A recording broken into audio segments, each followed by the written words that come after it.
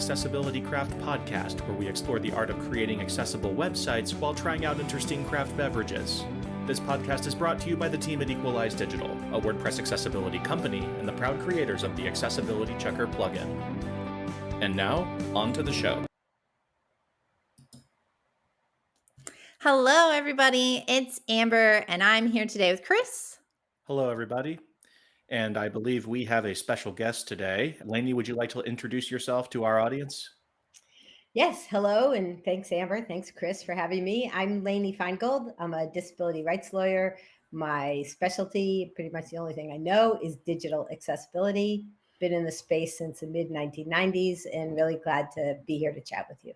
Yeah, we are really excited to have you here today, Lainey. We're going to talk a little bit about accessibility laws in the United States, and then we are also going to spend a bit of time teasing your keynote speech at WordPress Accessibility Day, which is coming up in just a couple of weeks, and we're very excited that you are the keynote speaker. So thank you for joining us.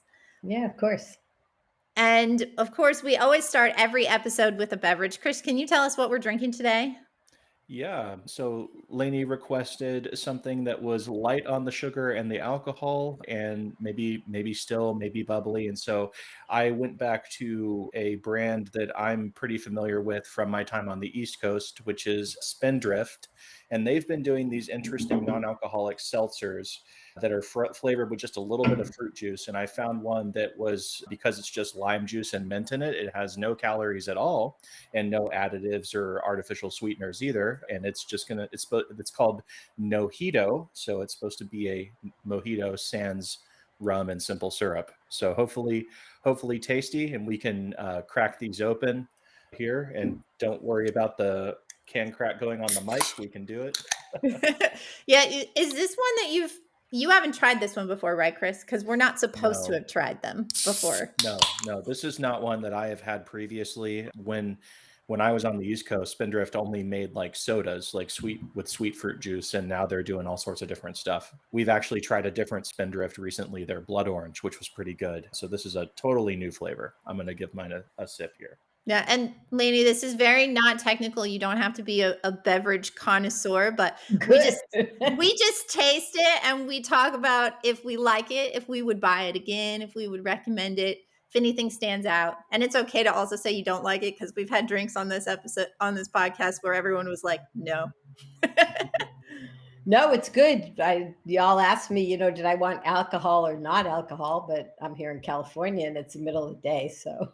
Yes. Yep. Probably any time of day I would have said no alcohol, but yeah, no, it's good. I like things without sugar and. Actually, this has a good lime flavor. Sometimes with seltzers, I feel like you don't get as much of a fruit flavor, or it's very like subtle, but this has a good, strong flavor. I like it. Yeah.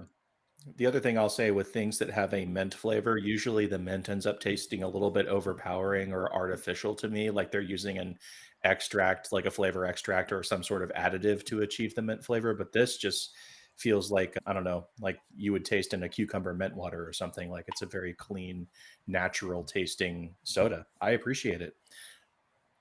Okay, good.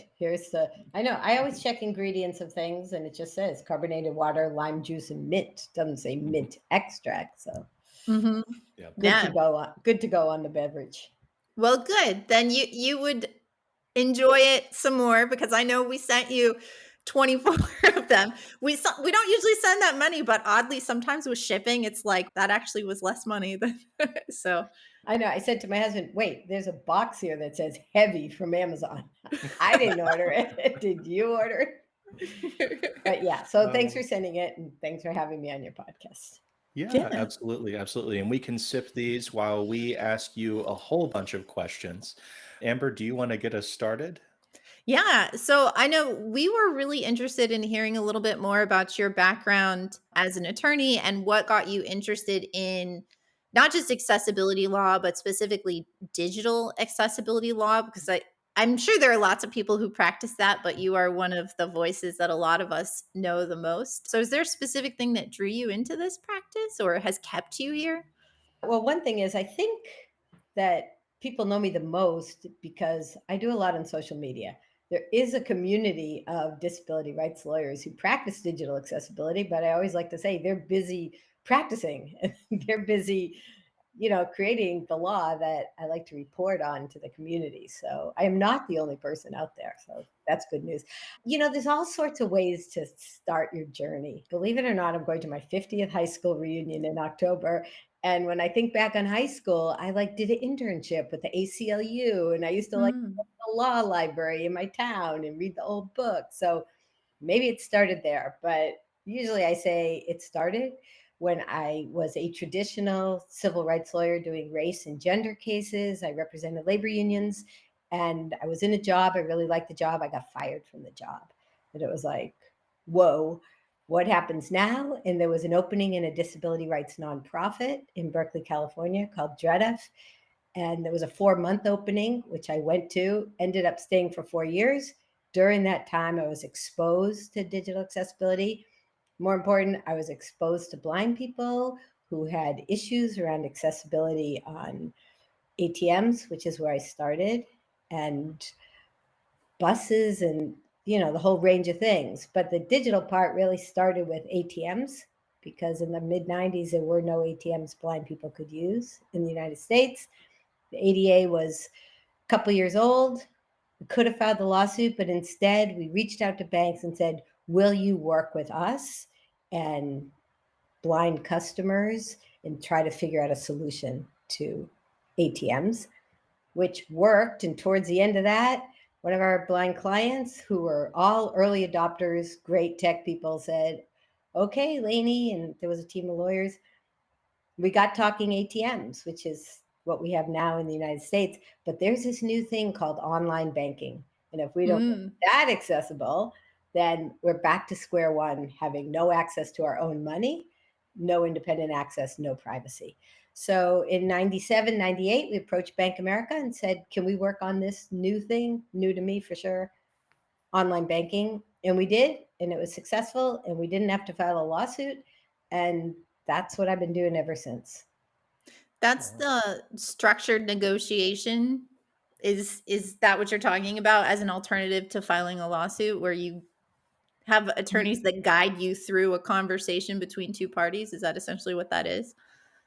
Yeah, we didn't file the lawsuits against the banks. Our letters were written to Bank of America, Wells Fargo, and Citibank. And when they agreed all to do talking ATMs, and Bank of America signed the first website accessibility agreement with us in 2000, almost 25 years ago, we were like, whoa, is that just luck? Or did we do something that we could do again to avoid the expense and stress and enemy creation of lawsuits? And we decided, yeah, we should make this a thing. Now, of course, this is an abbreviated version of the whole story, which I tell in my book, which is called Structured Negotiation, a Winning Alternative to Lawsuits. But basically, that's how it happened. We just kept doing it. And the more we did it, the more collaborative the process became, the more we understood why it worked. And that's, what I like to share, because it doesn't just work with legal claims. The idea of being collaborative, centering disabled people, these are all things that any advocate can use to advance Mm. access. So you mentioned that you're one of the most known disability rights attorneys because of your that you're out there, right? You're sharing this information with everyone. And I think part of the reason why it took off is you do such a great job making it really easy for non-legal professionals like myself and many others to actually understand and follow this stuff really easily. And thank you for that, by the way. But can you tell us how you got into that? Was there like a particular thing that got you into blogging and sharing all of this information online in such a digestible way?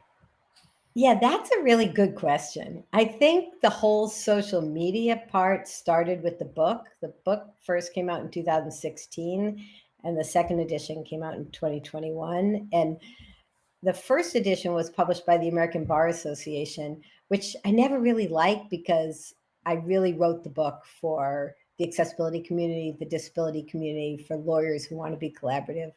So I knew I had to do a lot of the marketing myself. Now, I should say, I call myself law office of Lainey Feingold, but it's just me in my upstairs bedroom, which you see where I have been for the last, close to 30 years. And it just kind of evolved that so much of legal language that I took for granted, because I had been a lawyer for 10 years before I got involved in disability rights. It's just really complicated. And the abbreviations we're also familiar with. And so just gradually, I tried to make my writing digestible for people who weren't lawyers. And also it was like a real give and take. I feel at this, when I started, I would say my work community was lawyers. But now I would say my primary community is the overlapping accessibility, disability community. So I got sort of, even though I practice law and I am a lawyer, I just saw like your WordPress community as an example of my audience. And so if you want to be a good speaker, you have to speak the language of your audience.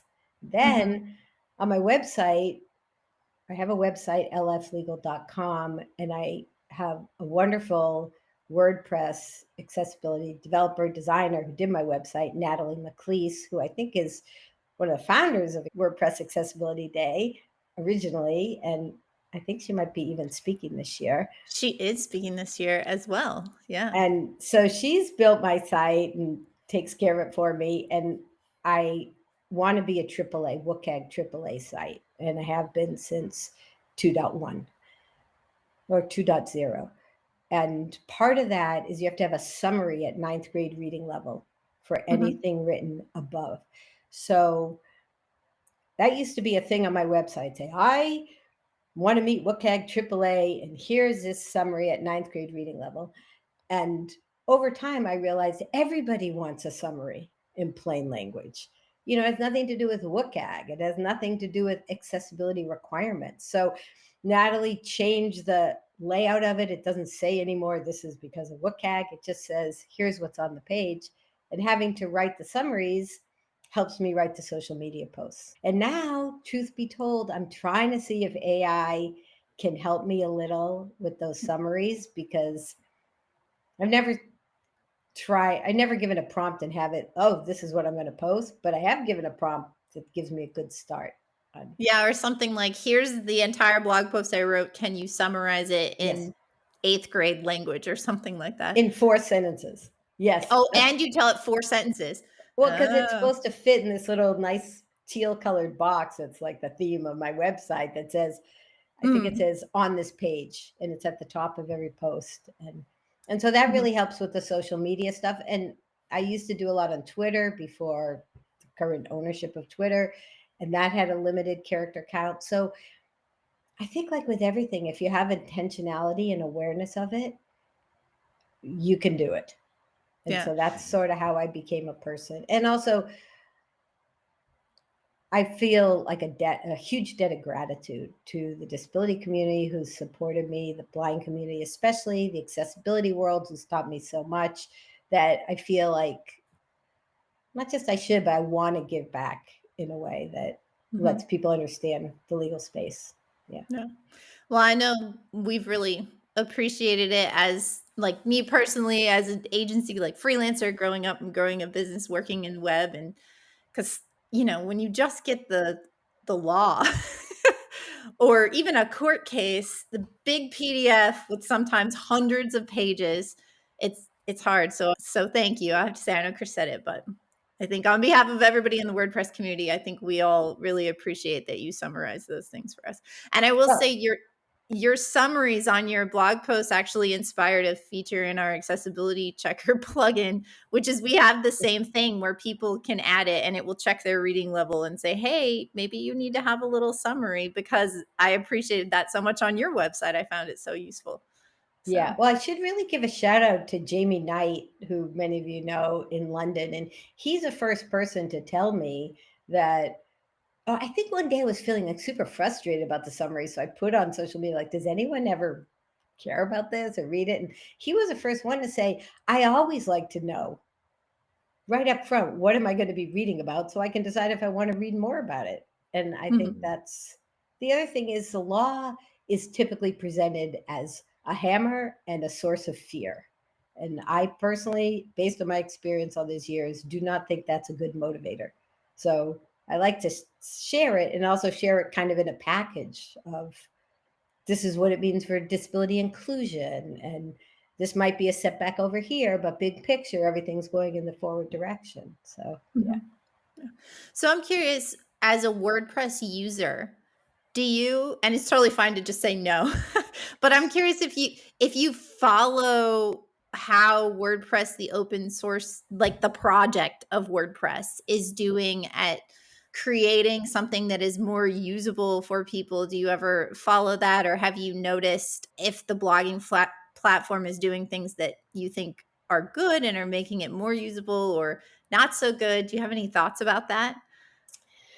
Well, I have to harken back to Natalie McLeese for this because I'm not sure I do all the posting myself unless it's a complicated legal document. But I know how to upload the PDFs and I know how to make, do the alt text. And I also use the editor where you have to put in your own, like I put in the headings myself. I put the H2 or the H3. But that is so easy for me.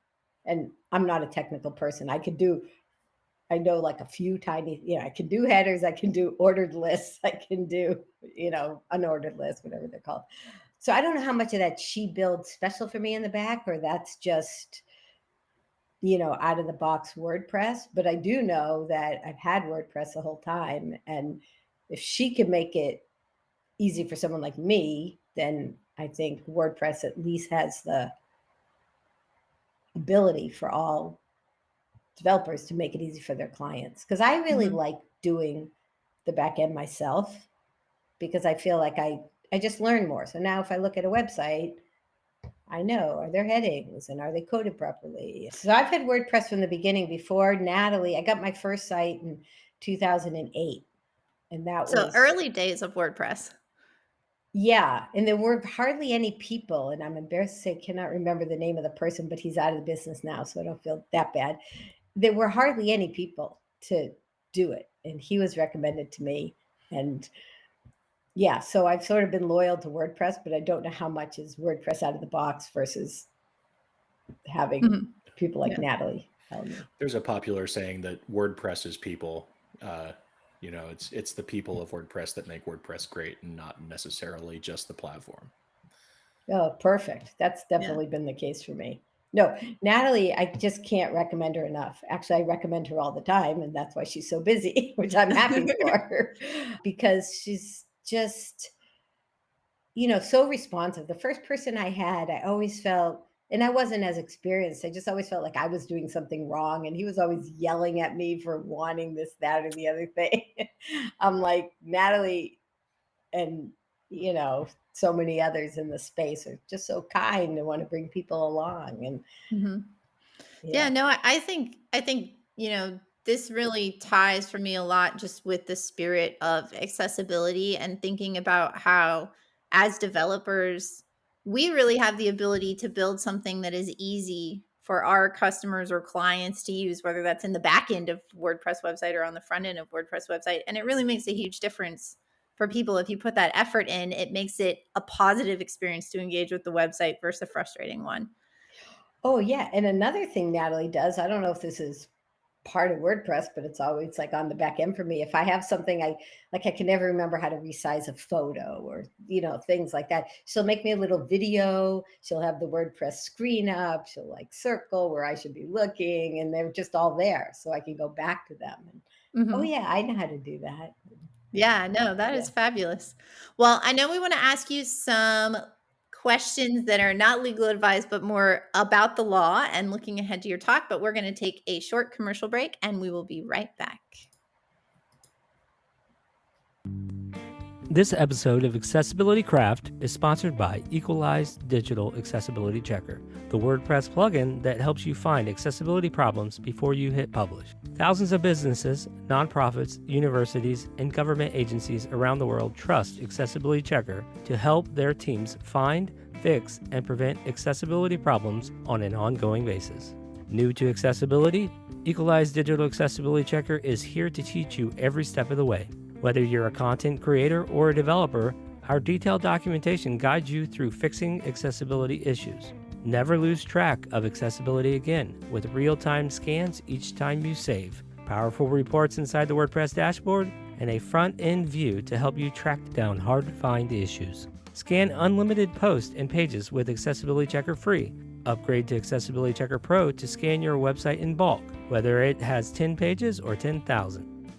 Download Accessibility Checker today at equalizedigital.com/accessibility-checker. Use coupon code AccessibilityCraft to save 10% on any plan.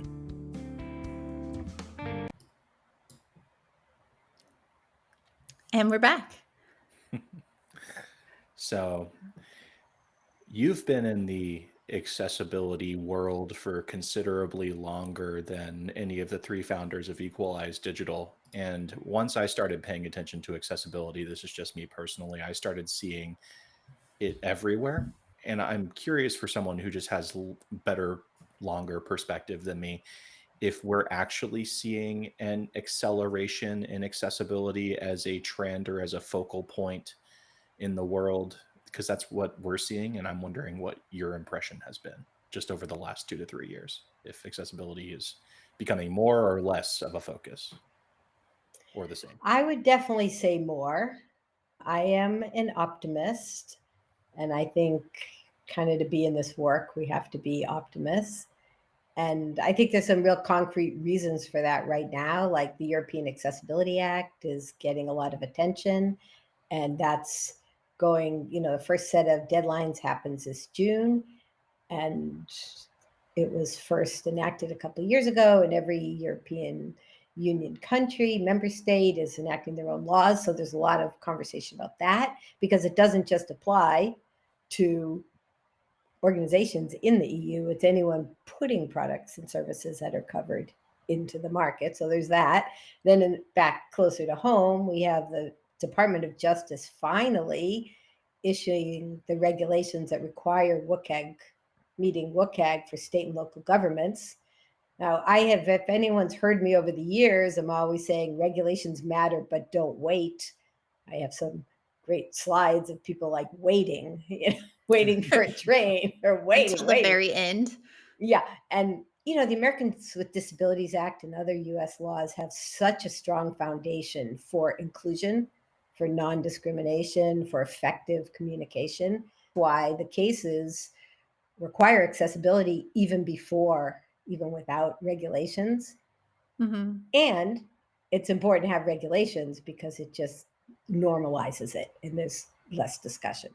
So that finally was passed. First tried to get regulations in 2010, finally got them in 2024 for state and local government. They'll be kicking into effect in 26 and 7. So there's a lot of happening. And I also think that the disability community is demanding access.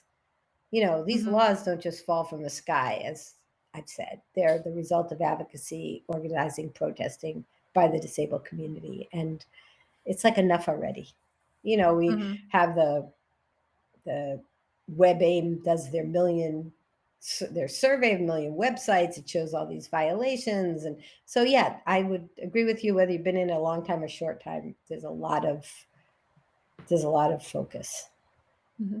Do you think that the rulemaking that came out this spring for state and local governments, do you think that that's a sign that we might see similar rulemaking for all ADA covered private entities too in the future? Specifying WCAG? So, some people say, well, let's not politicize digital accessibility, but it is a civil right and therefore it is politicized. Because all these things, when we talk about Department of Justice or Health and Human Services has regulations and Department of Education, these are all people that are presidential appointees. The Justice Department is not a building, it's people in the building. So we need, good, strong people in the buildings. Amber, I just don't know what to say. I mean, it's a little disappointing. Title III, the private sector part of the ADA, wasn't already included.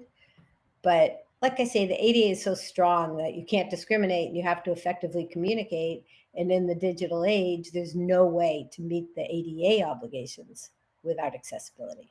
Mhm. So, and WCAG is the standard globally. So this is a place where I say I'd like to see regulations. I wouldn't gamble on it, and I wouldn't wait for them. But they might not be needed also. I think it seems like when you write about some of the cases that are out there, they don't frequently get dismissed unless they could prove that, well, that person didn't actually mean to or never had real intent to use the website. But otherwise, if they did have real intent to use the website, even without it specifying WCAG, in the settlements, they always say they'll meet WCAG.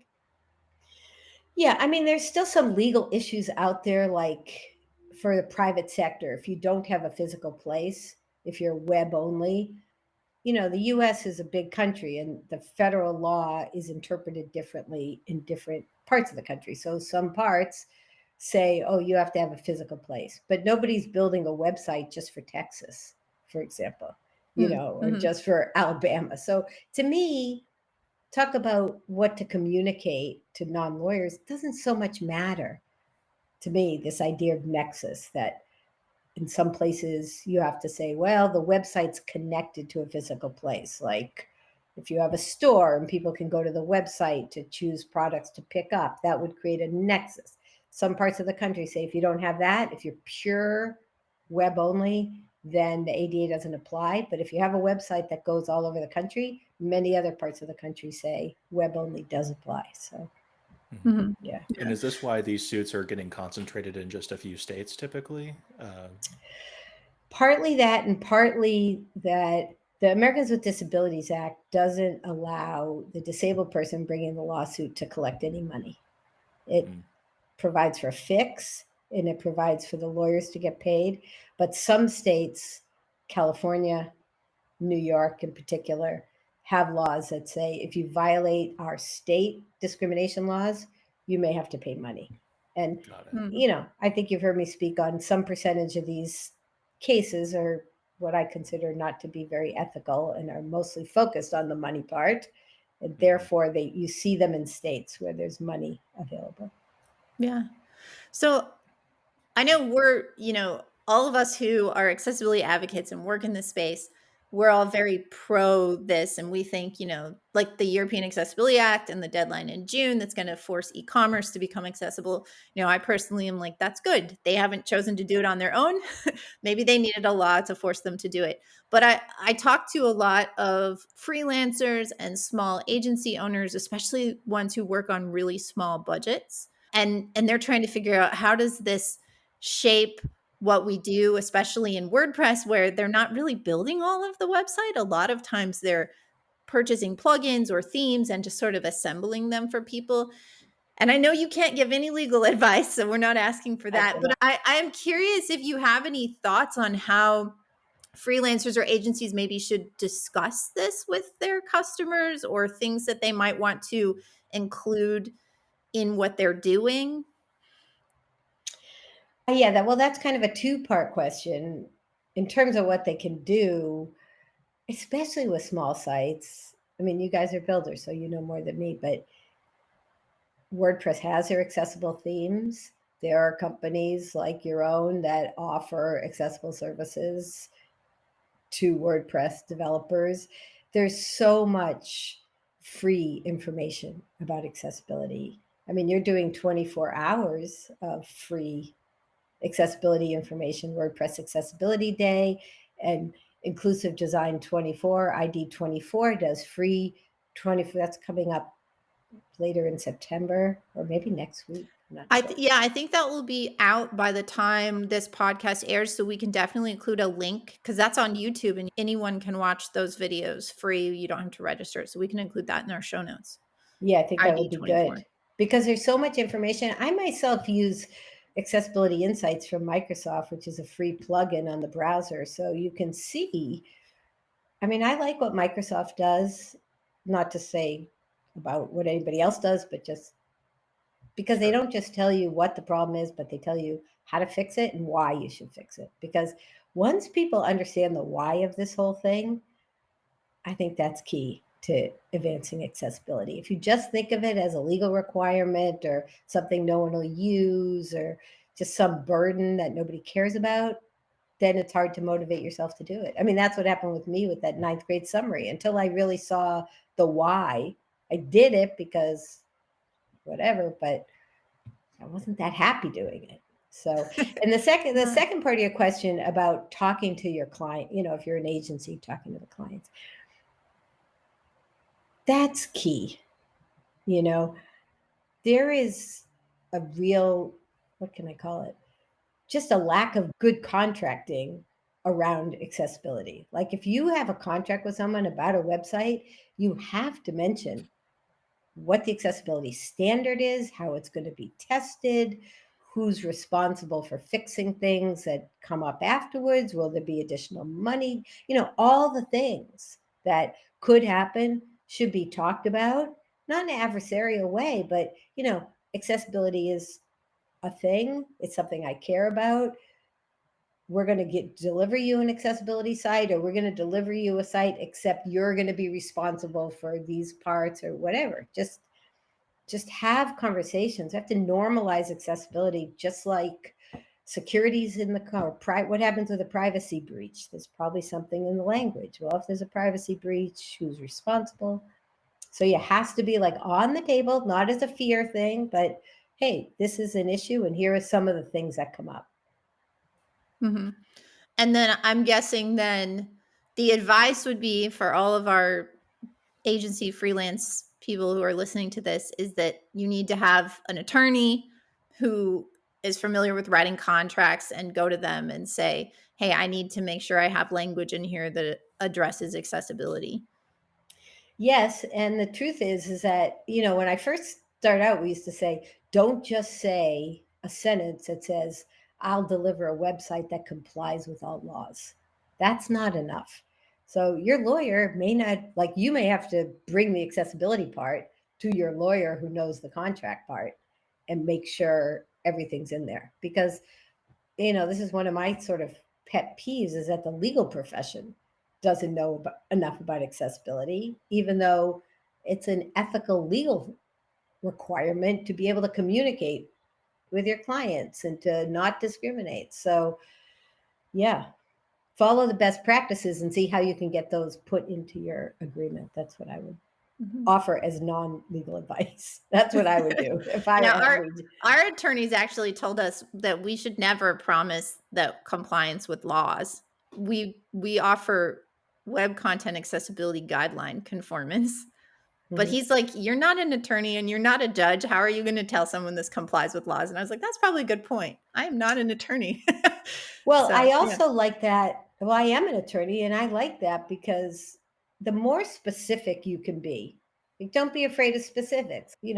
For the people buying the websites, I'd say, or I think even with the agreement I had with Natalie, it was written down. This will be tested by blind people using a screen reader. The last thing we want to do is overpromise, because that's where we get into trouble with the overlay companies. And, they overpromise. They say, we're going to make you an accessible site. And specific as you can be, especially on the testing part. Before you deliver it, how's it going to be tested? And that should be written out in like the statement of work. Yeah.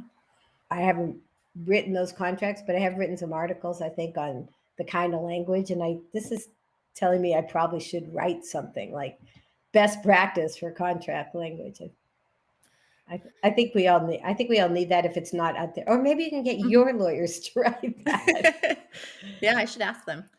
Yeah, we're actually working right now on a not legal advice best practices for things you should consider including in your contract right now. I think our marketing specialist Paula is actually working on writing that this week. Based on advice from our attorneys. We're not just making this stuff up. Yeah. Well, I did some consulting with Disability In, which is a nonprofit that works with corporations on disability inclusion. And they have a project called Procure Access, which I was instrumental in getting off the ground and writing stuff. You can go to disabilityin.org and it's one of their What We Do drop downs. And they have a lot of good resources. Now, they're mostly designed for bigger organizations, But talking about putting it in the contract language and the building blocks of accessible procurement, like how do you really make it so that, and procurement sounds like a word only for big companies, but no matter what your size, if you're having a contract, if you're buying, licensing something, you're procuring. So I think that's a good resource. Yeah.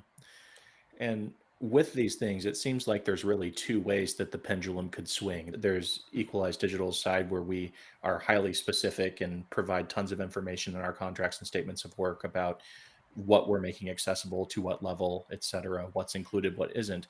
On the other side, we've seen instances where organizations will literally do the opposite and provide almost no information and just say, we're not doing it. And we will not guarantee it. It's not part of the project, et cetera. And I'm wondering, again, in the not legal advice category of things, if you just have any high level thoughts about that as a practice. Well, I haven't like seen it in action. I haven't seen what the results are. So I'm not sure I can speak to that particular question, but it is a huge red flag for anyone listening to this podcast, as well as WordPress Accessibility Day, to read every contract you put your signature on. Because, oftentimes it's legalistic and it's the so-called small print.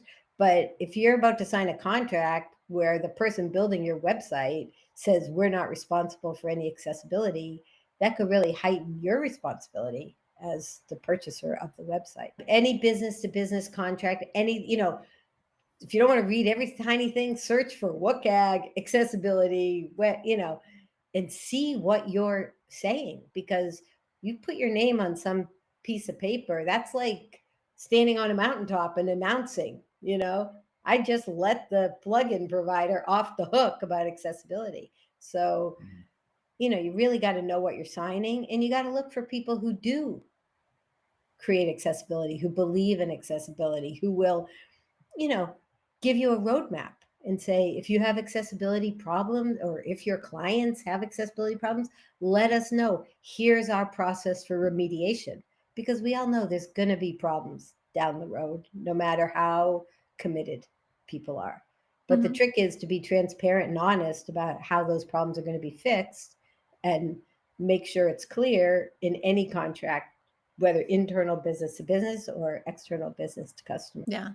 Yeah, I know I definitely would prioritize choosing a plugin that says we might not be perfect, but we're trying to do accessibility, over one that literally says in their terms of service, we're never going to be accessible. I think, there's so many things that are bad about, not legal advice, but bad. Like, really? You want to be a company who says that? You're not even going to try. You're not even like, it's just like, yeah. I think it'll be interesting to see with the European Accessibility Act how some of that shakes out, particularly in the e-commerce space, because there are so many vendors that get involved. And even outside of WordPress, you have the payment processors, and that, like Stripe is one where the credit card fields, they come from Stripe. They're embedded on the website, but they're coming from Stripe, right? So there's a lot of vendors, I think, in that space that may have to adjust their tune on accessibility in the next few years. So, yeah. Well, as I said to someone I know who's involved very heavily in the European Accessibility Act, I said, don't blow this, because this law is so important. It mainstreams accessibility. It says we're going to treat it like a market factor, just like you can't sell unsafe products. You can't sell things that aren't accessible. So, let's get that to work as a model. It's like very exciting. Yeah, maybe we'll have something move that direction here too. So I know we could probably talk about accessibility laws all day. It's probably what you do all day. But I really want to, before we close out, spend a few minutes looking ahead to your keynote at WordPress Accessibility Day, which is coming up in about 2 weeks from when this podcast episode is airing. So, of course, we don't want to give too much away, but what can people look forward to in your keynote? Oh, well, I'm going to try to cram a lot of information into the time allotted. So there's that. I do like to, like we talked about earlier, present everything in a way people can understand. You don't have to be a lawyer. You don't have to act like a lawyer. So there's that. I want to talk about what's on the horizon. There's some very creative use of the law for, we all know the ADA or Section 508, but there's some interesting things going on where people are using the law to say, hey, if you're selling an accessibility product, you can't lie about what it does. That's bad business practice. So I'm excited to share about that.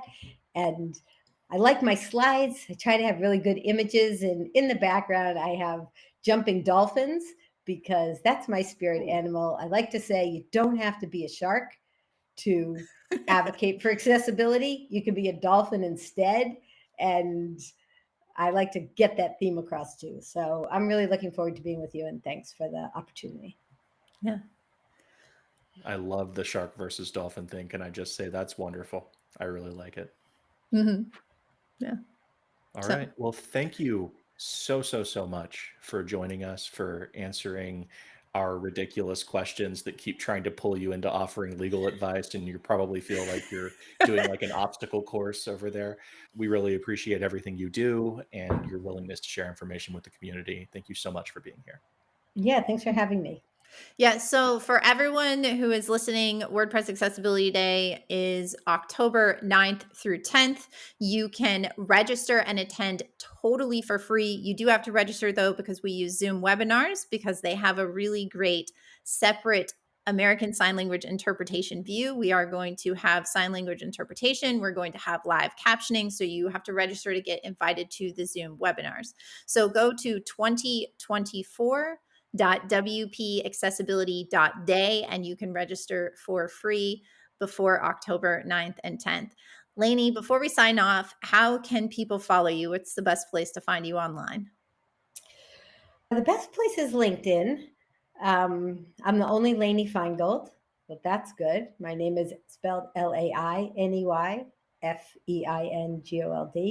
Sad to say, I do have a mailing list. Sign up on my website, which is lflegal.com. Well, that part's good. The sad to say part is I have not sent an email to the list in 2024. So I aim to do better next year, but for now, I write articles on the website. You can find them, but the best way to find out what's happening fast is on LinkedIn. Thanks, you should talk to Natalie about getting your email list connected to your RSS feed. So every time you publish a new article, it just automatically sends an email without anyone having to do anything. Just an idea. An idea and a good one at that. Okay, yes. Thank you. So thank you again, and we'll see you in a couple weeks at WordPress Accessibility Day. Okay, thank you. Thanks. Bye. Thanks for listening to Accessibility Craft. If you enjoyed this episode, please subscribe in your podcast app to get notified when future episodes release. You can find Accessibility Craft on Apple Podcasts, Spotify, and more. And if building accessibility awareness is important to you, please consider rating Accessibility Craft 5 stars on Apple Podcasts. Accessibility Craft is produced by Equalize Digital and hosted by Amber Hines, Chris Hines, and Steve Jones. Steve Jones composed our theme music. Learn how we help make thousands of WordPress websites more accessible at equalizedigital.com.